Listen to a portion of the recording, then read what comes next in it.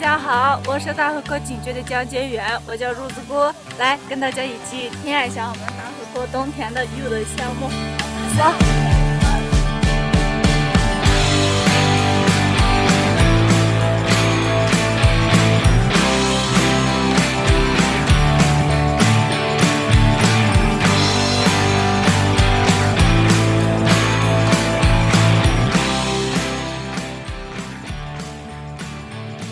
嗨，大家好！我今天还给大家带来了一个特别大的惊喜，大家看一下。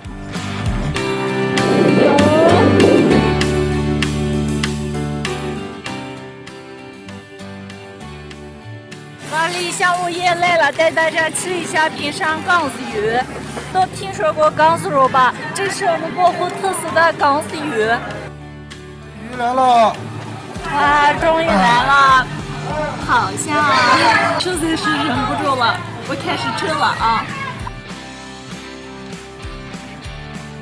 我的目标是当一名合格的导游，离自己的目标更进一步。